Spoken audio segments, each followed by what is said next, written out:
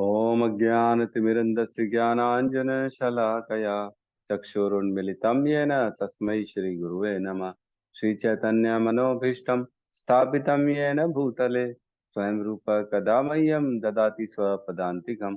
वन्देऽहं श्रीगुरु श्रीयुतपदकमलं श्रीगुरून् वैष्णवांश्च श्रीरूपं साग्रजातं सहगण रघुनाथान्वितं तं सजीवं साद्वैतं सावधूतं परिजनसहितं कृष्णचैतन्यदेवम् श्री राधा कृष्ण पादान सहगण ललिता श्री विशाखान्तांश्च।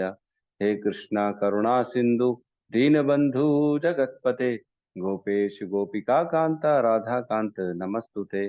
तप्त कांचन गौरांगी राधे वृंदावनेश्वरी वृषभानुसुते देवी प्रणमामि हरि प्रिये। वाञ्छाकल्पतरुभ्यश्च कृपा सिन्धुभ्य एव च पतितानां पावनेभ्यो वैष्णवेभ्यो नमो नमः। नमो विष्णुपादाय कृष्णप्रेष्ठाय भूतले श्रीमते भक्तिवेदांत स्वामीति नामिने। नमस्ते सरस्वते देवे गौरवाणी प्रचारिणे निर्विशेष शून्यवादी पाश्चात्य देश तारिणे। जय श्री कृष्ण चैतन्य प्रभु नित्यानंद श्री अद्वैत गदाधर श्रीवासादि गौर भक्त वृंद। हरे कृष्णा कृष्णा कृष्णा हरे हरे हरे राम राम राम हरे हरे। हरे कृष्णा। हरे कृष्णा प्रभु जी, सादर प्रणाम। हरे कृष्णा हरे माता जी। कृष्णा प्रभु जी, दंडवत प्रणाम। हरे कृष्णा सभी को। हरे कृष्णा। तो कल हमने 10.28 तक किया था, जिसमें भगवान बताते हैं 27 और 28 कल हमने किया। 27 में भगवान बताते हैं कि मुझे जो है ना उच्च श्रवा घोड़ा जानो, और जो कि अमृत के समय समुद्र मंथन से उत्पन्न हुआ था, और गजराज में मैं ऐरावत हूँ तथा मनुष्यों में मैं राजा हूँ।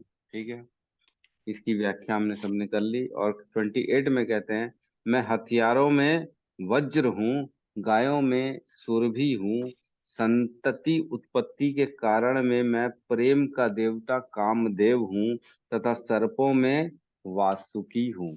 ठीक है, ये हमने पढ़ लिया। आज प्रवेश करते हैं 29 में। ठीक है, साथ में दोहराएंगे श्लोक को। अनंताश्च अस्मि नागानाम अनन्ताश्च अस्मि नागानाम् वरुणो यदा साम अहम वरुणो यादसामहम् पित्राणाम अर्यमा च अस्मि पितॄणामर्यमामस्मि यमः संयमता अहम यमासंयतमहम् अनंताश्च अस्मि नागानाम अनन्ताश्च नागानाम् वरुणो यदसाम अहम अहम् पित्राणाम अर्यमा च अस्मि पितॄणामर्यमामस्मि यमः संयमताम अहम यमासंयतम् अहम् अनंताश्च अस्मि नागानाम अनन्ताश्च अस्मि नागानाम् वरुणो यादसाम अहम वरुणो यादसाम् अहम् पित्राणाम अर्यमा च अस्मि यमाश्चास्मि यमः संयमताम अहम यमासंयतम् अनुवाद। अनेक फणों वाले नागों में मैं अनंत हूँ, और जलचरों में वरुण देव हूँ।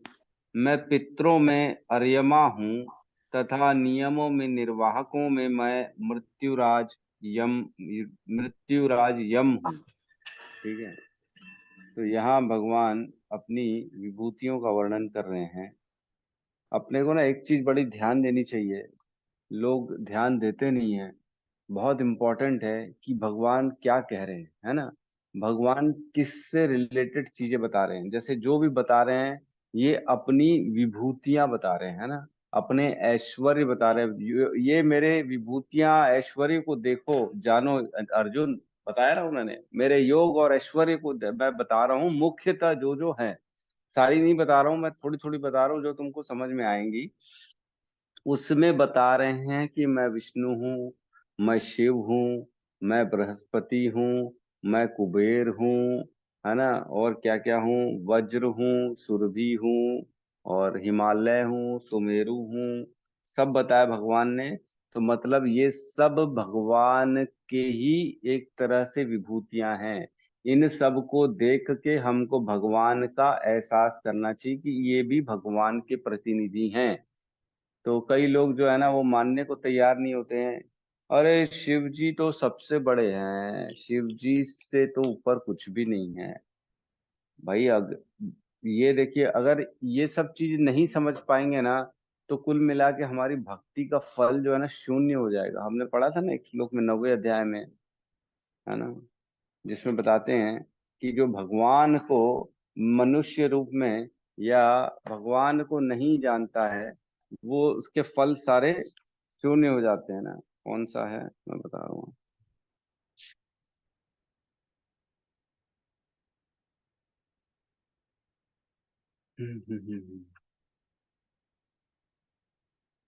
कर्म फला कर्म स्पृहा वाला एक नहीं था श्लोक।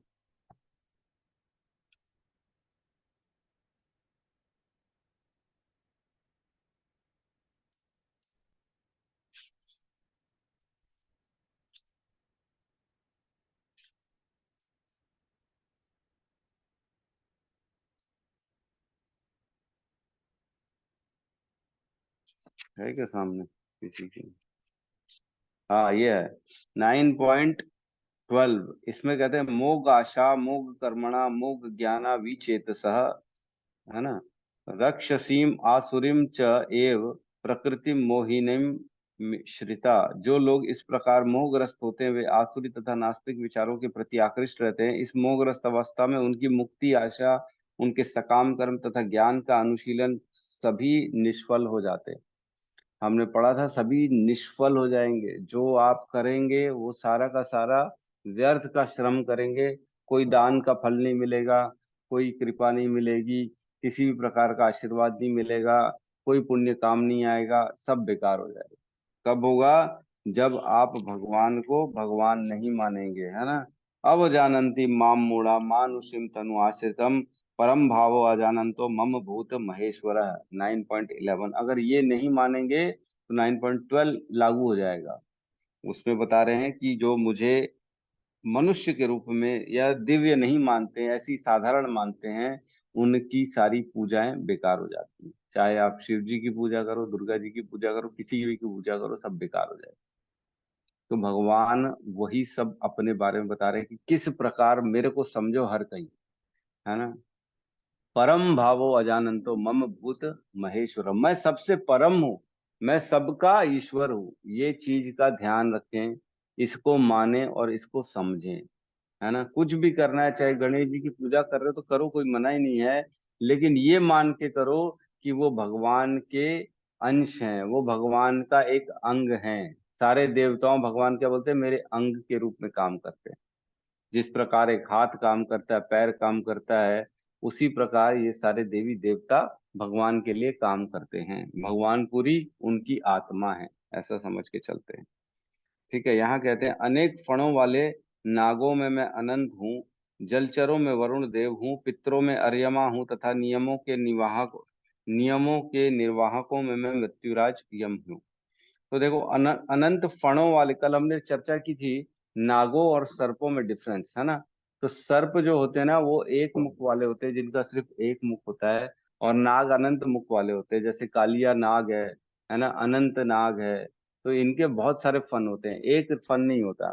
तो उनमें अनंत हो, अनंत इसलिए कह रहे हैं क्योंकि उनके फन जो है ना अनंत है, गिन नहीं सकते, हजारों हजारों की उसमें है, जो है इतनी क्वांटिटी है उनकी, अनंत ने अनंत की।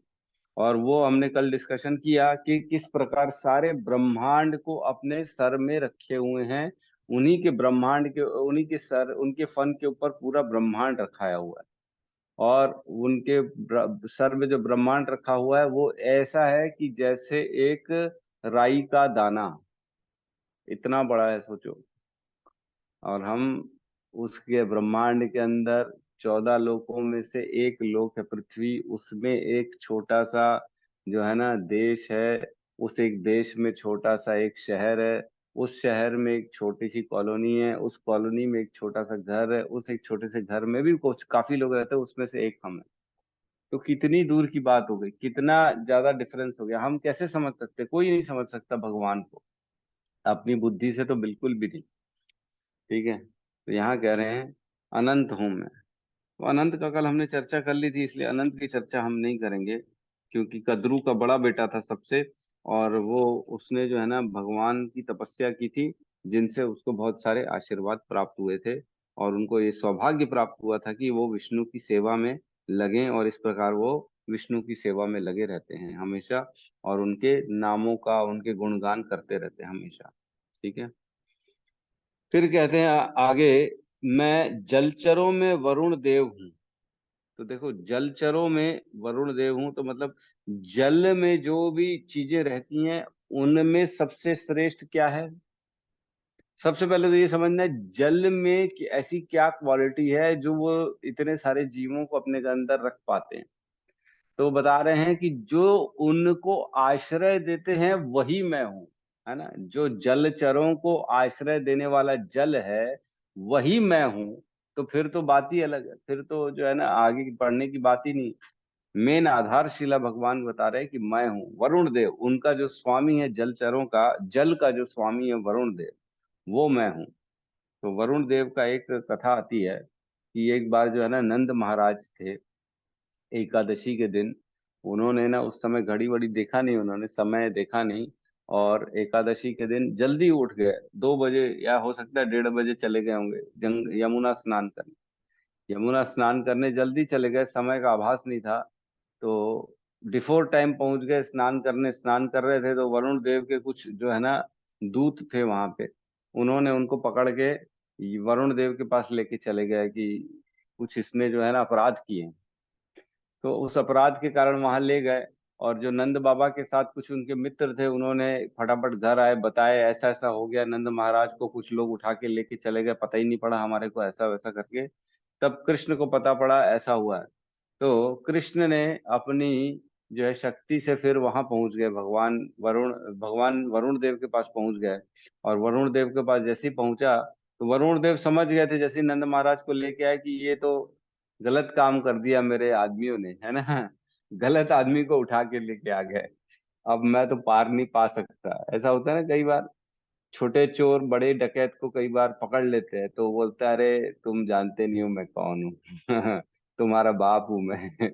कई बार फिर वो लोग हाथ जोड़ते, अच्छा माफ कर दो, माफ कर दो। डॉन को पकड़ लेते, डॉन की चोरी कर लेते, तो फिर डॉन पकड़ के बोलता है तुम लोग बेटा गलत हत्थे चढ़ गए हो। तो वैसे ही हो गया, वरुण देव के आदमियों ने नंद महाराज को उठा के ले आए। तो नंद महाराज को जैसे ही देखा वरुण देव ने, तो टेंशन हो गया, अरे ये क्या कर ले, तुम तो हमारे बॉस के आदमी को उठा के ले आए, बॉस के भी पिताजी को उठा के लेके आ गया।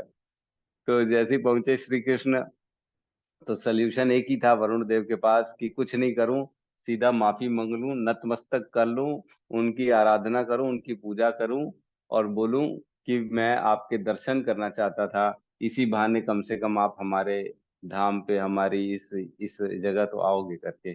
तो उन्होंने फिर भगवान का पूजा अर्चना की वरुण देव ने, और मतलब अपने आसन पे बिठाया उनको, अपने आसन पे। सब चीज देख रहे थे नंद बाबा कि ये मेरा बेटा है, ये कौन है, ये तो भगवान है, इसकी पूजा पाठ कर रहे हैं वरुण देव, ये मेरे बेटे की पूजा कर रहे हैं। तो इस प्रकार फिर कृष्ण ने अपने पिताजी को वहां से लेके आए। फिर जैसे ही लेके आए, तो वो योग माया की शक्ति से उन्होंने सब भुलवा दिया नंद महाराज को।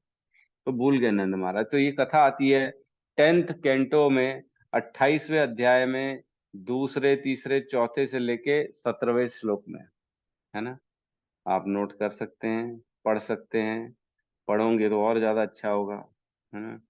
और अनंत की, जो अनंत शेष वाली, अनंत नाग वाली कथा आती है, वो आती है 5वें कैंटो में, 25वें अध्याय में, दूसरे और 9वें के तात्पर्य में। श्लोक नंबर 2 and 9। फिर आगे कहते हैं, मैं पितरों में अर्यमा हूँ। तो पितरों में अर्यमा हूँ। अर्यमा जो है ना, ये पितृलोक के अधिष्ठाता है ना। वहां का सारा कामकाज, जैसे यमराज जो है ना, वो यमलोक के अधिष्ठाता है। उनके परमिशन के बगैर कुछ नहीं होता यमलोक में। वैसी स्वर्गलोक बोल रहा हूँ, वैसी जो है ना पितृलोक में अर्यमा है। अर्यमा जो है ना बहुत ही वो हैं, जो धर्म के अनुसार कार्य करते हैं, और उनके बारे में बताया गया है भागवत के 1.13.15 में। तात्पर्य में शिल प्रभुपाद लिखते हैं कि जिस समय मांडव्य मुनि के श्राप से यमराज जी को विदुर के रूप में शूद्र का शरीर प्राप्त हुआ था, मतलब विदुर के रूप में आए थे जब 100 साल के लिए, उस समय यमलोक में पापियों को दंड देने के लिए अर्यमा कार्य कर रहे थे। जब यमराज इस तरह विदुर के रूप में अवतरित हुए तो कश्यप तथा अदिति के अनेक पुत्रों में से एक अर्यमा ने यह कार्यभार संभाला। तो इनके माता पिता कश्यप मुनि और अदिति के पुत्र हैं अर्यमा। अतः विदुर की अनुपस्थिति में 100 वर्षों तक यमराज का कार्य को संभालने हेतु अर्यमा का चुनाव ठीक ही था, क्योंकि वो जो है ना बड़े धर्म के साथ चलते हैं और कश्यप मुनि के पुत्र हैं। तो आप जानते हैं कश्यप मुनि की काफी सारी पत्नियां, मेरे ख्याल से 13 पत्नियां, 12 का वर्णन है, फिर एक और बढ़ गई थी बाद में, 13 हो गई थी टोटल।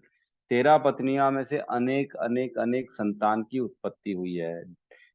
सारे देवता, सारे असुर, सारे सर्प, सारे ये गरुड़, आरुड़, और भी ये देख रहे हो अरिमा, ऐसे बहुत से लोग हैं जो कश्यप मुनि से उत्पन्न हुए हैं। ठीक है।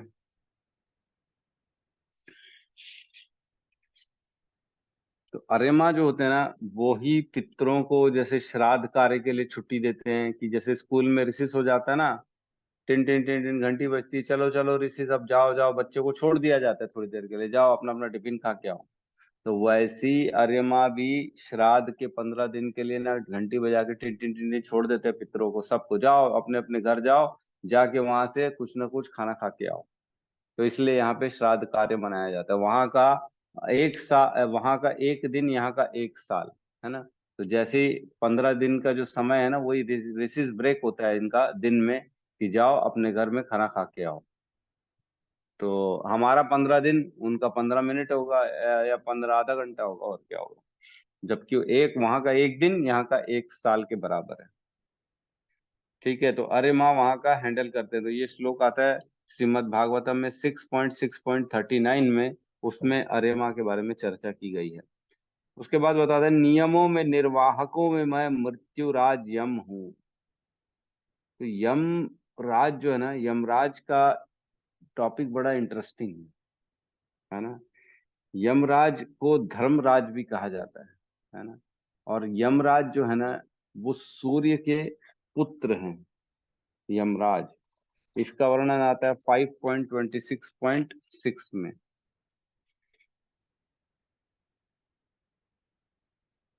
तो इसमें काफी सारी चीजें दी गई हैं।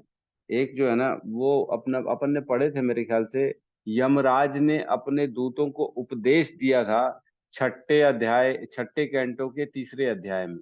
उसमें बताया था कि तुम जो है ना, जब अजामिल को लेने गए थे, अजामिल को लेने के लिए गए, तो उनको जो है ना विष्णु दूतों ने भगा दिया था कि तुम जाओ यहाँ से, भगो यहाँ से, अब ये हमारा कैंडिडेट है। तो वो लोग टेंशन टेंशन में चले गए, और यमराज से पूछते हैं कि आप, हमने तो आप ही को सबसे ऊपर सोचा है, लेकिन क्या आपसे भी कोई ऊपर है? आप कृपया हमको बताएं कि जो हमारा कैंडिडेट को ऐसे कैसे कोई ले गया, हम किस प्रकार जो है ना ये आपका डिसीजन को कैसे फॉलो करें, कैसे ये त्रुटि हो रही है, किसको माने किसको ना माने। तब यमराज जी ने अपने दूतों को उपदेश दिया था कि मेरे से भी ऊपर विष्णु है, और विष्णु ही इस पूरी सृष्टि को चलाते हैं, मुझको भी पावर वही देते हैं। फिर उन्होंने 12 महाजनों के बारे में भी बताया है ना। 12 महाजनों में से भीष्म हैं, एक महाजन यमराज हैं, नारद हैं, बलि महाराज हैं, और कौन कौन है याद है? जनक, राजा जनक। जहाँ राजा जनक हैं, और मेरे ख्याल से ध्रुव हैं कि प्रहलाद हैं, एक प्रहलाद या ध्रुव भी हैं, है ना। इस प्रकार जो है ना 12 महाजन बताए गए हैं यमराज के द्वारा। जब वो ज्ञान देते हैं ना तब बताते हैं कि इन 12 जो है ना ये धर्म के संस्थापक हैं, इनके हिसाब से ही धर्म चलता है, तो इनको जो है ना महाजन कहा गया है। भगवान के बेसिकली सबसे क्लोजेस्ट जो है ना कर्तव्यों में यही है, यही बताते हैं कि किस प्रकार धर्म का निर्वाह करना चाहिए। हम्म हम्म हम्म हम्म।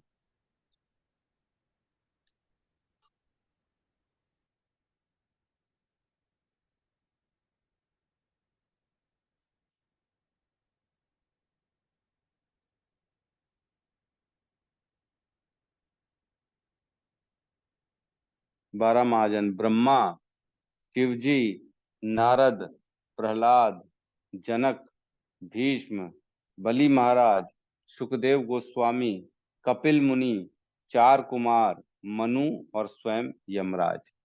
ये 12 महाजन हैं जो कि महाजन कहलाते हैं, और इनके अनुसार ही जो है ना धर्म को किया गया है। इनमें भी देखो 12 में भी श्रेष्ठ कौन हो गए? स्वयं यमराज, क्योंकि वो मृत्यु के रूप में है और वो कभी भी किसी से भी पक्षपात नहीं करते, हमेशा दंड देने के लिए पहुंच जाते हैं, और उनको जो आदेश है जब जिसका जिसका जितना लिखा है उस समय में उसको उठाना निश्चित ही है। तो यमराज जी का ये काम है। तो तात्पर्य में प्रवेश करते हैं। तात्पर्य बाय शील प्रभुपाद की जय। अनेक फणों वाले नागों में अनंत सबसे प्रधान है, और इसी प्रकार जलचरों में वरुण देव प्रधान है। ये दोनों कृष्ण के प्रतिनिधित्व करते हैं। इस प्रकार पितृलोक के अधिष्ठाता अर्यमा हैं जो कृष्ण के प्रतिनिधि हैं, और ऐसे अनेक जीव हैं जो दुष्टों को दंड देते हैं, किंतु इनमें यम प्रमुख है। यम पृथ्वी लोक के निकटवर्तीय लोक में रहते हैं। मृत्यु के बाद पापी लोगों को वहां ले जाया जाता है, और यम उन्हें तरह तरह के दंड देने का व्यवस्था करते हैं। ठीक है, तो यमराज बेसिकली जो भी दुष्ट हैं, जो पापी हैं, उनको दंड देने का काम करते हैं। तो दंड देते हैं, इसलिए उनको भगवान बता रहे हैं कि वो भी मेरी विभूति में से एक है। ठीक है, तो नेक्स्ट श्लोक में प्रवेश करते हैं। 10.30 प्रह्लादश्चास्मि दैत्यानां प्रह्लादश्चास्मि दैत्यानां कालः कालयातम् नहीं कालः कालः कालयातम् कालता अहम अहम मृगाणां च मृगीन्द्र अहम मृगाणां च अहम् मृगेन्द्रोऽहम् वैन्तेय च पक्षिणां वैनतेयश्च प्रह्लाद च अस्मि दैत्यानां प्रह्लादश्चास्मि दैत्यानां कालयाताम् अहम कालः कालयाताम् अहम् मृगाणां च मृगेन्द्र अहम मृगाणां च मृगेन्द्रोऽहम् मृगेन्द्रोऽहम् वैन्तेयश्च पक्षिणां वैनतेयश्च पक्षिणाम् पश्यामि प्रह्लाद च अस्मि दैत्यानां प्रह्लादश्चास्मि दैत्यानां कालयाताम् अहम कालः कालयाताम् अहम् मृगाणां च मृगेन्द्रोऽहम् मृगाणां च मृगेन्द्रोऽहम्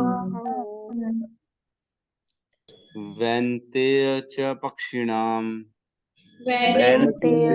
पक्षिणाम् अनुवाद।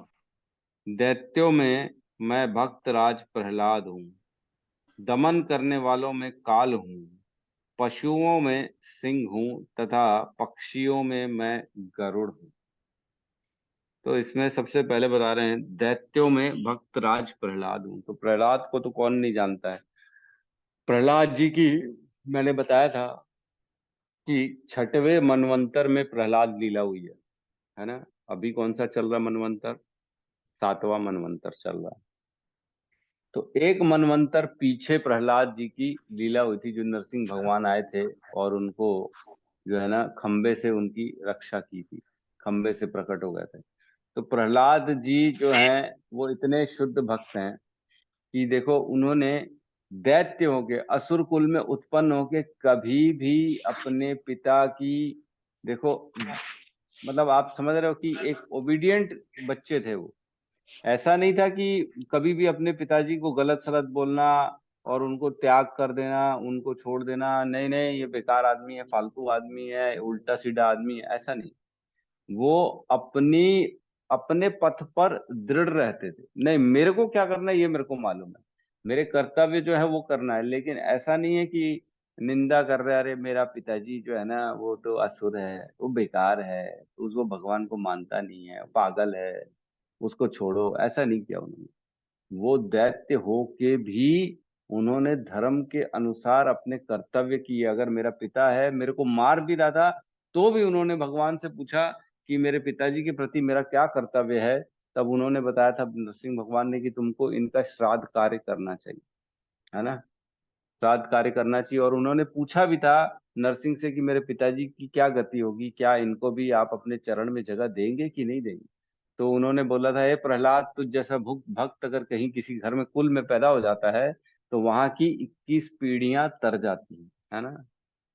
21 पीढ़ियां कैसे? 7 पीढ़ियां माता की तरफ से, 7 पीढ़ियां पिताजी की तरफ से, और आने वाली 7 पीढ़ियां, ऐसे 21 पीढ़ियां तर जाती हैं। तो ये सब प्रहलाद, जब प्रहलाद महाराज आए थे तब की कहानी है। तो एक्चुअल में प्रहलाद महाराज जो है ना असुर कुल के थे। उनके पिताजी हिरण्यकश्यपु थे, और उनकी पिताजी हिरण्यकश्यपु की माता कौन थी? दिति। दिति के दो पुत्र हुए, पहले हिरण्याक्ष और हिरण्यकश्यपु। हिरणा हिरण्याक्ष को वराह वराह भगवान ने मारा, है ना। जब उन्होंने पृथ्वी को पूरे नीचे गर्भो दक्षाई सागर के गर्भ में नीचे डुबा डुबा दिया था, तब जो फिर भगवान जो है वराह का अवतार लिए, रूप लिए, और पृथ्वी को भी उठा के अपनी कक्षा में रखा, और उनका हिरणाक्ष का भी वध कर दिया। तो जब हिरणाक्ष का वध कर दिया तब उनकी वाइफ सब रो रही थी, बहुत रो रही थी हिरणाक्ष की वाइफ। फिर हिरण्यकश्यपु सामने आए थे। हिरण्यकश्यपु ने उन सबको ज्ञान दिया, पूरा भगवत गीता का ज्ञान दिया। उन्होंने बताया कि आत्मा अमर नहीं है, आत्मा तो अमर है, ये तो शरीर की मृत्यु हो रही है, इस पे रोना किस बात का। आत्मा तो एक शरीर छोड़ती है, दूसरा शरीर धारण करती है। सारी व्याख्या उन्होंने बताई हिरण्यकश्यपु ने। लेकिन बस एक चीज मिसिंग थी, वो भगवान का संबंध उनको नहीं मालूम था, है ना। हिरणाक्ष का और हिरण्यकश्यपु को पूरा ज्ञान था। जैसे भगवत गीता में 5 चीजें बताई जाती है ना, 5 सब्जेक्ट मैटर में डिस्कशन होता है। एक होता है ईश्वर, एक होता है जीव, एक होता है काल, एक होता है कर्म, और एक होता है प्रकृति। तो इसमें 4 चीजें तो उन्होंने पूरे अच्छे से जानते थे, जीव भी जानते थे, प्रकृति भी, और काल भी, और कर्म भी। लेकिन वो भगवान के संबंध को नहीं जानते। ये देखो, एक चीज भी मिसिंग हो गई तो पूरा आदमी का कहाँ टर्न मार लेता है वो। भगवत गीता का ज्ञान था लेकिन भगवान का नहीं था, उसमें से एक ही ईश्वर का मिसिंग था, लेकिन पूरा ज्ञान था। फिर भी देखो कितने बड़े असुर निकले और कितना गंदा गंदा काम किया उन्होंने। तो उन्होंने बहुत प्रवचन दिए, शिक्षाएं दी अपनी भाभीियों को। फिर स्वयं जो है ना भगवान की, जो है ना अपने भाई की बदला लेने के लिए उन्होंने स्वयं तपस्या की, ब्रह्मा जी की। और जब फिर तपस्या कर रहे थे तो बीच में एक जो है ना तोता आके बार बार नारायण नारायण कर रहा था, तो डिस्टर्ब कर रहा था बहुत। तो फिर घर आए, उन्होंने संग किया अपनी पत्नी से, वही चिंतन करते हुए नारायण नारायण का। और फिर प्रहलाद महाराज का जन्म हो गया। तो कहते हैं जब प्रहलाद महाराज छोटे से थे, 5 वर्ष के, नहीं गर्भ में थे, सॉरी गर्भ में थे, तब जो है ना इंद्र आया था उनका जो है ना वध करने के लिए, है ना। कयादु थी उनकी माता, प्रहलाद की माता कयादु, उनका वध करने के लिए आ गया था। बोले इसके गर्भ में जो पल रहा है वो भी महान जो है सुर बनेगा, इससे पैदा होने से पहले इसको मार दो। तो नारद जी जो है ना उनको लेके गए, बोले नहीं ये गलत बात है, ऐसे तुम नहीं कर सकते। नवजात शिशु का जब ये बड़ा होगा तब मैं स्वयं तुमको इसको दे दूंगा, तब मार देना, ऐसे बचपन में नहीं मारा करते। तो मेन नारद जी उनको कयादू को अपने वहां पे ले गए, अपने साथ रखा, और गर्भ में ही पूरा उनको डेली कथा सुनाना, ज्ञान देना चालू कर दिया। तो भक्त प्रहलाद जो थे वो गर्भ से ही भगवान की स्तुतियां सुनते आ रहे थे। सोचो कितने बड़े पुण्य कर्म होंगे जो गर्भ में उनको ज्ञान मिलना चालू हो गया था। मतलब लोग तो बड़े हो जाते तो भी ज्ञान नहीं मिलता है, और उनको गर्भ में ही ज्ञान मिल गया, सोचो। तो वो फिर जन्मे तो उन्होंने बहुत बड़े जो है ना भक्त बने। और हम जानते हैं प्रहलाद महाराज की शिक्षाएं, सब बचपन से ही उन्होंने अपने असुर दोस्तों को शिक्षा दी कि हमको जो है ना कौमरम आचरित प्रज्ञा धर्मान भागवत नहीं है, सुदुर्लभ मनुष्य जन्म तदपि ध्रुवम अर्थदम। ये सबसे मुख्य श्लोक है प्रहलाद महाराज का, कि बचपन से कौमरम अवस्था से भगवान की भक्ति में लगो, धर्म के कार्य में लगो, क्योंकि सुदुर्लभ मनुष्य जन्म ये बहुत दुर्लभ है। तदपि ध्रुवम अर्थदम, मतलब तो भी इसमें से अर्थ निकाला जा सकता है, क्योंकि ये कभी भी मर जाएगा, कभी भी छूट जाएगा शरीर, लेकिन छूटने से पहले इसका उपयोग करके भगवत धाम की प्राप्ति की जा सकती है। शाश्वत शांति प्रदान करने में सक्षम है ये जो है अशाश्वत शरीर। मतलब जो टेम्पररी चीज है उससे परमानेंट प्रॉब्लम सॉल्यूशन निकल सकता है, तो इसको निकाल लो, ऐसा कहते हैं वो। ठीक है। तो प्रहलाद महाराज की शिक्षाएं हैं बहुत अच्छी अच्छी, 5वें कैंटो में और 5वें अध्याय में है उनकी सारी शिक्षाएं, तो हमको पढ़ना चाहिए। तो आप पढ़िएगा सब 5.5 पॉइंट के सारे श्लोक। फिर आगे कहते हैं दमन करने वालों में काल हूं। अब एक बात बताओ, ऊपर बता रहे हैं यमराज हूं और नीचे बता रहे हैं मैं काल हूं, दोनों में डिफरेंस है ना? काल में डिफरेंस है और यमराज में डिफरेंस है कि नहीं? काल एक्चुअल में जो है ना वो अलग ही शक्ति है। जैसे हमने चर्चा की थी, जब ब्रह्मांड बनता है तब प्रधान होता है, प्रधान से सारी चीजें महातत्व बनती है, महातत्व से प्रकृति बनती है। तो प्रधान से जब महातत्व बनता है ना, महातत्व कब बनता है? जब उसमें काल शक्ति प्रवेश करती है। जी रूपाली माता जी कहिए। हरे कृष्णा। प्रभु जी जैसे सब भगवान हैं वैसे यमराज भी भगवान की देवगण में से एक है। जो सूर्य नारायण के पुत्र है, सभी को मालूम है। उनको उनको धर्मराज कहा गया है। जो इस दुनिया में धर्म से रूल्स, जैसे अपने कॉलेज यूनिवर्सिटीज या कहीं पर भी फर्म्स में रूल्स रेगुलेशंस होते हैं, वैसे यहाँ के रूल्स रेगुलेशंस इस पृथ्वी के यमराज जी को सौंपे गए हैं। उन्होंने बनाए हुए हैं, कॉन्स्टिट्यूट किए हुए हैं। और जो आप काल बोल रहे हैं, तो काल तो सबको मालूम है, समय होता है। जो समय अच्छा भी होता है, बुरा भी होता है, मौत भी देता है और जिंदगी भी देता है। तो काल is the period, periodic and period, and Yamaraj is a person. He's one who regulates any everything. Thank you, प्रभु जी। दंड प्रणाम। धन्यवाद, प्रणाम। तो माता जी जो है जल्दी जल्दी में है, लग रहा है कहीं वॉक वॉक कर रही हैं। ठीक है, कोई बात नहीं। तो बेसिकली यमराज जो है ना और काल में फर्क है। काल शक्ति से हमको ये भान होता है, ये आभास होता है समय का, है ना? जो हम बचपन यौम बचपना आता है, जवानी आती है, वृद्धावस्था आती है, फिर मौत आ जाती है, जो मृत्यु आती है। मृत्यु तो स्वयं यमराज के दूत लेने आते हैं, आत्मा जब निकलती शरीर से तब यमराज के दूत आते हैं उसको निकालने के लिए। लेकिन काल शक्ति जो है ना उससे हमको सारी चीजों का भान होता है कि समय निकल रहा है, सूर्य की परिक्रमा हो रही है, सूर्य आता है जाता है, रात होती है सुबह होती है, ये सारा कुछ काल है। अच्छा, काल में एक और शक्ति होती है कि वो आपको सब यादें भुला देता है। आपके साथ जो जो हुआ ना वो सब आप भूल जाते हो, ये काल की शक्ति है। आपको कोई कष्ट हुआ, आपके बॉडी में कोई पेन हुआ, धीरे धीरे धीरे धीरे काल की शक्ति से वो भर जाता है, वो भूल जाते हैं हम। तकलीफ कम हो जाती, काल की शक्ति। सुख चला जाता है, दुख आ जाता है, दुख चला जाता है, सुख आ जाता है। ये काल की शक्ति से बदल रहा है, सारी चीज बदल रही। तो ये एक अलग ही चीज है जो कि सिर्फ इस ब्रह्मांड में है। और आध्यात्म जगत में काल शक्ति भगवान की नहीं है। मतलब भक्ति तो शक्ति तो भगवान की है, लेकिन वहां पे काल है नहीं, एक्चुअल में वहां समय नहीं होता। तो हम ये समझ नहीं सकते, क्योंकि हम आज तक कभी बगैर समय के रहा नहीं है हमने कभी भी। मेरे ख्याल से सपनों में कई बार ऐसा आप लोगों ने आभास किया होगा कि कैसे मैं बगैर समय के चल रहा हूँ। ऐसा हो सकता है किसी ने किया है कि नहीं, कि सपने में पहले बूढ़ा था, फिर जवान हो गया, फिर जो हुआ था उसके पीछे चला गया, फिर आगे आ गया, समय के आगे पीछे हो गया।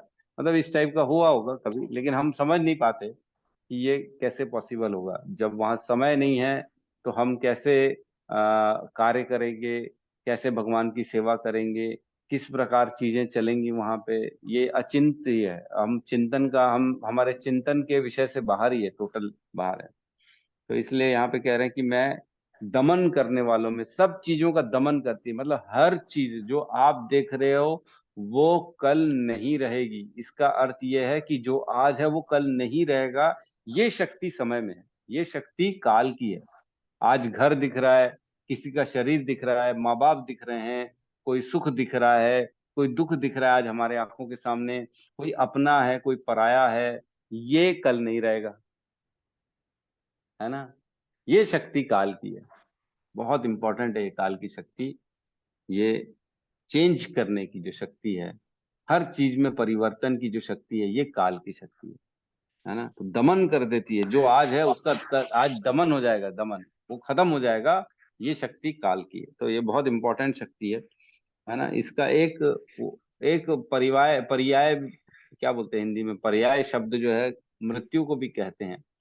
ठीक है, क्योंकि आज जो है वो कल नहीं रहेगा, तो वो भी एक तरह से काल शक्ति के कारण ही है।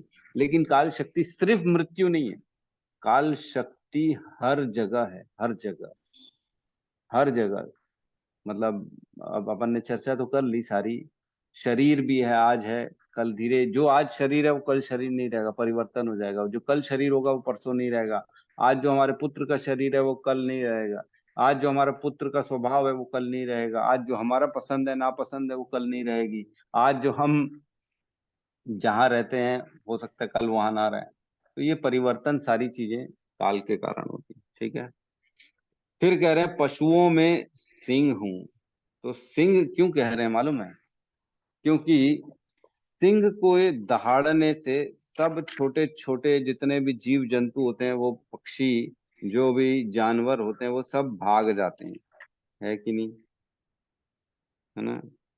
तो सिंह जो होता है ना, उसकी गर्जना से सब भाग जाते हैं, जंगल में अपने अपने बिलों में छुप जाते हैं। वैसे ही भगवान जो है ना कह रहे हैं कि मैं सिंह हूँ। तो एक गरुड़ पुराण में वर्णन आता है कि श्री कृष्ण के नामों का यदि विवशता में यह कीर्तन किया जाए तो सभी प्रकार के पाप उस प्रकार भाग जाते हैं जिस प्रकार सिंह की गर्जना से सभी पशु भाग जाते हैं। यहाँ पर समझने की बात है कि जिस प्रकार कृष्ण के नामों का कीर्तन से भयभीत होकर सभी पाप भाग जाते हैं, उसी प्रकार सिंह की गर्जना से भयभीत होकर सभी पशु भाग जाते हैं।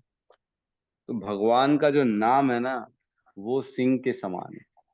जैसे सिंह आता है, दहाड़ता है तो सब भग जाते हैं, वैसे ही हमारे भी सारे पाप, गंदे कर्म जो है, गंदे आचरण, पाप करने की प्रवृत्ति तक नष्ट हो जाती है। देखो, गंगा स्नान करेंगे तो पाप खत्म होगा, लेकिन पाप करने की प्रवृत्ति खत्म नहीं होगी। लेकिन भगवान का नाम लेंगे तो पाप भी खत्म होगा और पाप करने की प्रवृत्ति भी खत्म हो गई। जड़ से नष्ट करता है, जड़ से, है ना। समझ रहे हैं कि नहीं? जो हम अगर कोई दान कर लिए, कोई एकदम उपास कर लिए, कोई तीर्थाटन कर लिए, ये अनुष्ठान कर लिए, वो यज्ञ कर लिए, इससे पाप खत्म होंगे, पाप करने की प्रवृत्ति नहीं होगी खत्म। वो सिर्फ कृष्ण के नाम से होती है। इसलिए यहाँ पे सिंह कहा गया है कि सिंह आता है तो सबको खत्म कर देता है, वो छोड़ता नहीं। उसके जो पकड़ में आया उसको पूरा चीर फाड़ करके एकदम जीरो कर देगा, उसको खत्म कर देगा। आगे कह रहे हैं पक्षियों में मैं गरुड़ हूं।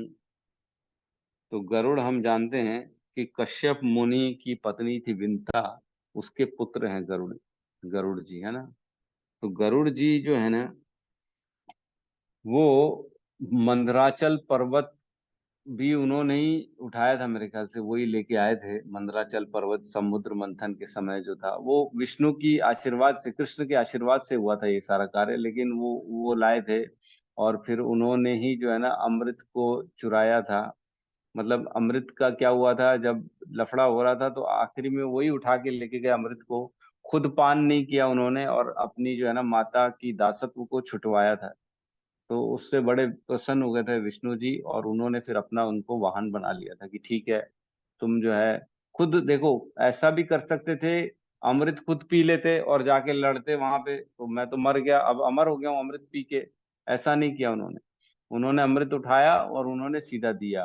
फिर विष्णु जी से उन्होंने आशीर्वाद मांगा कि मैं अब बगैर पिए अमृत जो है ना, आप अमर बन जाऊं और आपकी कृपा पर हूं और आपकी सेवा करूं। तब फिर उन्होंने जो है ना, भगवान ने उनको आशीर्वाद दिया और अपना वाहन बनाया था। तो इस प्रकार गरुड़ जी की भी जो है ना बहुत सी, हमने देखा है कि गरुड़ जी जब उड़ते हैं ना, तब उनके पंखों से साम वेद के श्लोक निकलते हैं। साम वेद जो है ना वो कविताओं की ऐसे पोएटिक लैंग्वेज में है, और उसमें सिर्फ भगवान का गुणों का वर्णन है। तो इस प्रकार जो है ना वो भगवान के गुणों का वर्णन उनके पंखों से हमेशा नित्य प्रतिदिन होता रहता है, जब जब जहां जहां जाते हैं वो। और कहते हैं कि जो गरुड़ देव हैं, गरुड़ जी, उनकी स्पीड भयंकर है ना। मन की गति से पहुंच जाते हैं जहां जाना, इतनी तेज से चलते हैं वो भगवान की, क्योंकि भगवान का कृपा है, आशीर्वाद है, और भगवान के वाहक हैं, इसलिए वो उनके अंदर ये सारी चीजें खूबियां आ चुकी हैं। ठीक है। तो बहुत सी कथाएं हैं गरुड़ जी की कि किस प्रकार देवताओं को उन्होंने, असुरों को उन्होंने सबको परास्त कर दिया था, और काफी सारी लड़ाइयां लड़ी थी। कालिया नाग को उन्होंने काफी पकड़ पकड़ के मारा था, और उनके डर से कालिया नाग जो है ना, वृंदावन में आके यमुना जी में छुप के बैठा था। जो भगवान लीला करते हैं ना, कालिया के ऊपर जो डांस करते हैं कृष्ण, वो गरुड़ के डर से आ जाता है वहां पे। फिर गरुड़ के डर के कारण जा नहीं रहा था, फिर भगवान उसको आशीर्वाद देते हैं कालिया को कि क्योंकि तेरे तेरे फनों में मेरे चरण चिन्ह है, अब तेरे को गरुड़ कुछ डिस्टर्ब नहीं करेगा, अब तेरे को गरुड़ नहीं मारेगा। हाँ। तो फिर वो स्थान छोड़ के जाता है कालिया, नहीं तो जा नहीं रहा था, बोले मेरे को डर है कि कहीं कहीं गरुड़ ना मेरे को पकड़ के मार न दे। तो ऐसा हो रहा था। ठीक है। तो तात्पर्य में प्रवेश करते, तात्पर्य भाई शील प्रभुपाद की जय। दिति तथा अदिति दो बहनें थीं। अदिति के पुत्र आदित्य कहलाए और दिति के दैत्य। सारे आदित्य भगवत भक्त निकले और सारे दैत्य नास्तिक। यद्यपि प्रहलाद का जन्म दैत्य कुल में हुआ था, किंतु वे बचपन से ही परम भक्त थे।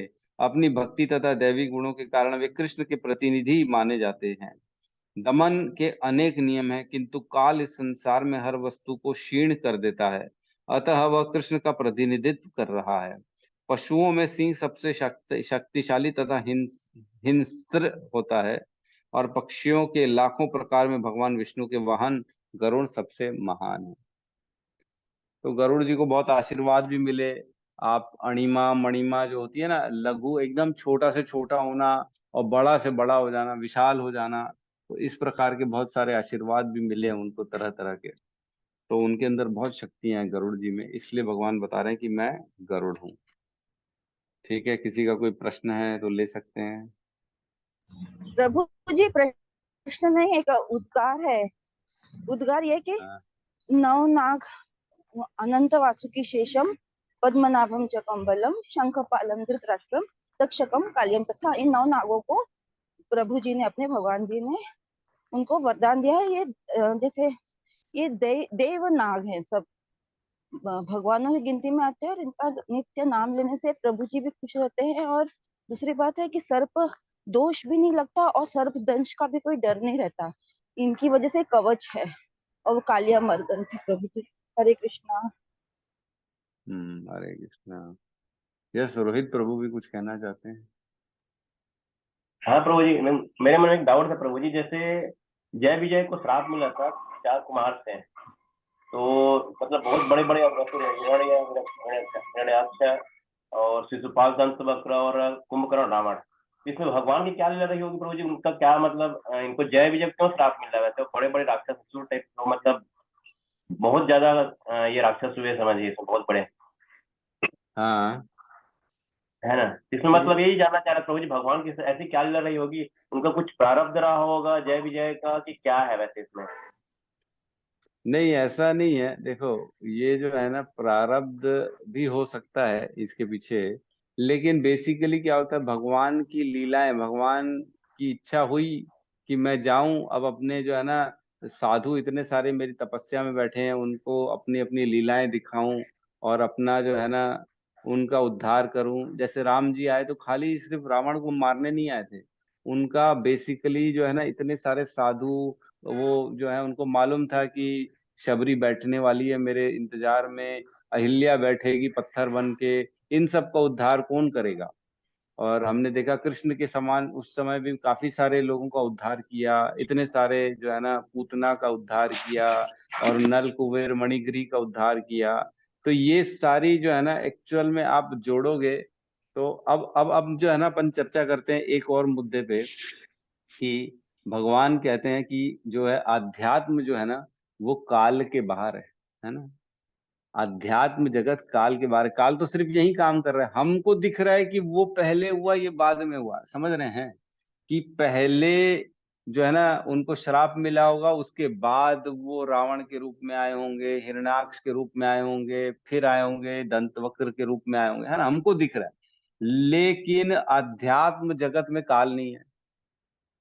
ये भी हो सकता है उनको मालूम है ये होने वाला है तो पीछे गए वहां पे, फिर भगवान बन के आए और बोले ऐसा ऐसा करते हैं।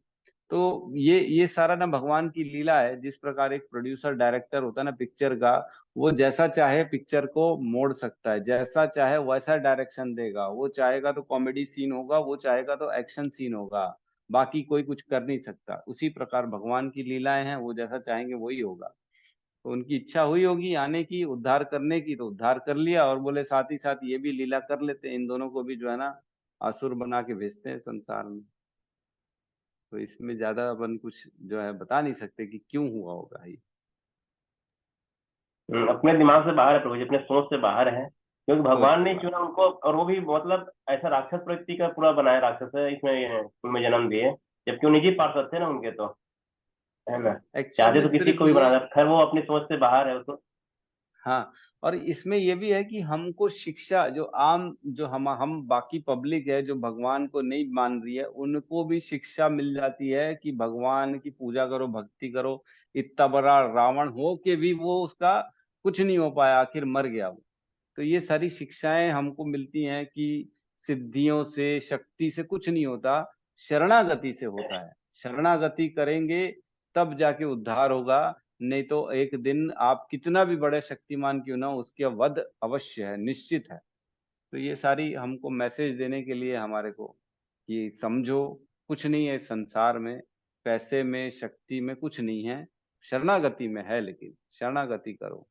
न मे भक्त्या प्रणश्यति, भगवान कहते हैं ना, क्षिप्रम भवति धर्मात्मा शाश्वत शांति निगच्छति, कौन तू है प्रति जाने ही, न मे भक्त्या प्रणश्यति, मेरे भक्त का कभी नाश नहीं होगा। भगवान बोलते हैं उसको मैं धर्मात्मा बना दूंगा जो मेरी भक्ति में लगेगा। तो जब भगवान बोल रहे हैं कि जो मेरे भक्त रहेंगे उसका कभी नाश नहीं होगा, तो यही सब मैसेज देने के लिए, शिक्षा देने के लिए सब लीलाएं होती हैं भगवान।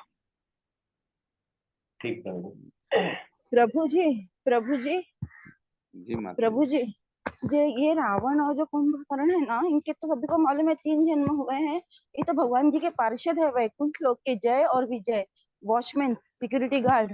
और ये जो अपने 4 थे ना, जो सबसे पहले अपने से पहले आए थे, ब्रह्मा जी ने उत्पन्न किए थे, सनातन जो 4 छोटे बटूज नहीं थे, क्या ब्राह्मण बटूज, बटू बोलते हैं उनको, छोटे छोटे ब्राह्मण थे, 4 कुमार। हाँ, सत्य सनातन। तो आप जैसे बोल रहे वैसे ही God is everything, means he constitute everything if he wants comedy or seriousness whatever। तो यही है कि उन्होंने, और सबसे पहले विष्णु भगवान जी के जब वो तपस्या में रत थे तो शुरू में तो उनके कान के मल से कर्ण से उनके 2 वो मधु और कैटब राक्षस जन्मे थे। तो उनको तो उन्होंने वो कर दिया, पर उनको छिन्न भिन्न कर दे, क्योंकि वो भगवान से उत्पन्न हुए थे तो उनका समूल नाश नहीं हो पाया। तो फिर दैत्य कुल जन्म में आए और उनको मारने के लिए, सब इकट्ठा करके मारने के लिए इनके ये विजय पार्षद, ये ऐसे रावण और ओम नमः शिवाय ऐसा बन के निकले हैं। हाँ, ये सब ऐसे बन के निकले और उन्होंने सबको, हाँ, एक मिनट आगे प्रभु भी जी, जो है मेरे ना, मंदिर, आगे हाँ आगे हाँ श्लोक में भी आएगा, भगवान बताएंगे कि मैं चार कुमार हूँ, चार कुमार भी मैं ही हूँ, भगवान बताएंगे। हाँ, तो बस इसी के लिए पिंगला वो के भगवान जी को मदद के लिए ही आए थे, और कुछ नहीं है, दिखने के लिए वो दिख रहे थे, पर वो सबको कैप्टन बना के लाए थे दैत्यों का, ताकि दैत्य उनके मैग्नेटिक फील्ड से आ जाए और प्रभु जी के लिए जरा सा आसान हो जाए अलग अलग क्षेत्र में जाके। नहीं तो एक एक के लिए जाना ही पड़ा था। संजीवनी बूटी के हिसाब से हनुमान जी को ही भेजा था। बहुत कुछ किया है तो भगवान ने अपने भक्तों के लिए। कृष्णा। भगवान को किसी की मदद की जरूरत नहीं है। मदद करने कोई नहीं आता। राहुल प्रभु जी बताएंगे क्या कहना चाहते हैं। हरे कृष्ण प्रभु जी। जी प्रभु जी प्रभु जी। की दीति के 12 पुत्र हुए, आदिति के भी हुए, तो 12 भगवत भक्त निकले और 12 दैत्य निकले। तो प्रभु जी ऐसा हमको नहीं है, दीति के 12 पुत्र निकले, ये कौन बोला आपको? मतलब पुत्र जो निकले, तो मतलब इस 12 पे। कौन बोला आपको? 12 तो अदिति के पुत्र हुए, आदित्य कहलाए जो। हाँ हाँ, मतलब जो भगवत भक्त निकले और दीति के दैत्य निकले, ये मैं बोला था प्रभु जी। हाँ तो हाँ। प्रभु जी जैसे कि हमको ऐसे दैत्य की मतलब आवश्यकता क्यों पड़ती है, मतलब हमको मतलब ऐसा मतलब ऐसा माहौल मतलब रहता ही है कि मतलब देवताओं को भी परेशान करने के लिए चाहिए राक्षस या ऐसा। तो हाँ हम बिल्कुल बिल्कुल, ये सही है, क्वेश्चन भी ठीक है। क्योंकि इस ब्रह्मांड में तीन गुणों का प्रवेश होता है ना, तीन गुण आते हैं, सतोगुण रजोगुण और तमोगुण प्रवेश करते हैं।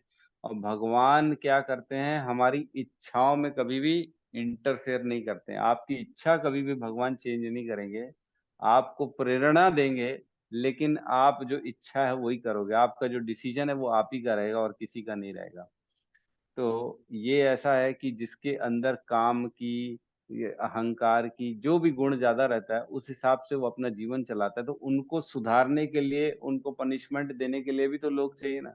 असुर आएंगे, जब इंद्र को हरा देंगे, स्वर्ग छीन लेंगे, तब तो इंद्र को भगवान की याद आएगी, तब तो उसको भी समझ में आएगा कि मेरे बस में कुछ नहीं है ना। तो इस प्रकार असुरों की दुख को, सुख अगर जब तक जाएगा नहीं, दुख आएगा नहीं, तब तक सुख का आपको इम्पोर्टेंस नहीं रहेगा, है ना। आप खुश, तब खुशी का एहसास आप तब ज्यादा करोगे जब आपके पास दुख भी आएगा। आप दुखी रहोगे तब बोलोगे अरे यार वो कितना अच्छा पीरियड था, मैं कितना सुखी था, है ना। ऐसे ही सुख का मूल्य बढ़ जाता है जब दुख आता है। वैसे ही जब असुर आते हैं तब भगवान का मूल्य बढ़ जाता है जब असुर आते हैं। जब अहं जहां कहाँ एकदम मार काट होगा, गंदगी होगी, असुर लोगों का एकदम शासन चलेगा, तब भगवान की याद आएगी। हे भगवान कहाँ फंसा दिया आपने मेरे को, हे भगवान कैसे तो इससे निकालो मेरे को, हे भगवान मैं इनसे छुटकारा कैसे पाऊं। तो ऐसे होता है। असुर इसीलिए जरूरी है ताकि आपको जमीन में रखें। ऐसा नहीं हमेशा भगवान के से दूर अहंकार में, सुख हो तो सुखी में बस भगवान को पूछो ना, इसलिए असुर जरूरी।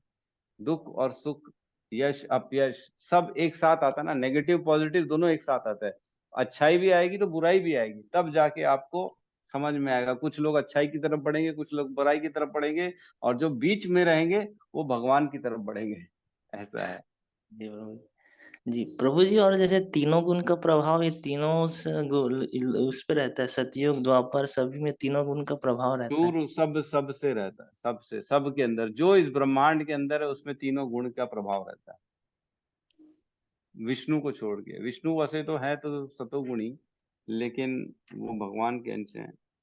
जो प्रभु जी जी, मतलब प्रभु जी में कुछ आध्यात्मिक जगत तो हमारा सिर्फ वैकुंठ लोक ही होगा प्रभु जी। वैकुंठ लोक है ना, आध्यात्मिक जगत है। नहीं सिर्फ हाँ। नहीं होगा, वहां तो और भी है ना, खाली एक वैकुंठ नहीं है, अनंत वैकुंठ लोक है वहां पे। जी गोलोक वृंदावन धाम है, अयोध्या धाम है, और जगन्नाथपुरी है, सारे धाम है, सब वैकुंठ का ही स्वरूप है वहां। जी, वहां तो नहीं होगा गुण प्रभु जी तीनों गुणों का। वहां गुण भी नहीं है, वहां काल भी नहीं है, वहां सिर्फ और सिर्फ न तद भास्यते सूर्यो न शशांको न पावक, यद गत्वा न निवर्तन्ते तद धामम परमम मम। वहां न सूर्य है, न चंद्रमा है, न अग्नि है, न दिन है, न रात है, न गुण है, न काल है। जी ठीक धन्यवाद है। प्रभु जी। कृष्णा। हरे कृष्ण। ठीक है, तो क्लोज करते हैं आज की क्लास को। ठीक है, सब मिलके हरे कृष्ण महामंत्र का जाप कर लेते हैं। हरे कृष्णा हरे कृष्णा, कृष्णा हरे कृष्णा कृष्णा, हरे कृष्णा हरे कृष्णा, हरे हरे हरे, राम हरे राम राम, राम हरे राम राम, हरे राम हरे। राम, राम हरे हरे। सभी भक्त सभी वृंद भक्त की वृंद जय। की जय। जय जय सद्गुरु जगद्गुरु श्रील श्री प्रभुपाद की जय। जय जय। श्रीताई गौर प्रेमानंदे। हरि हरि हरि हरि बोल। बोल। हरि हरि। हरि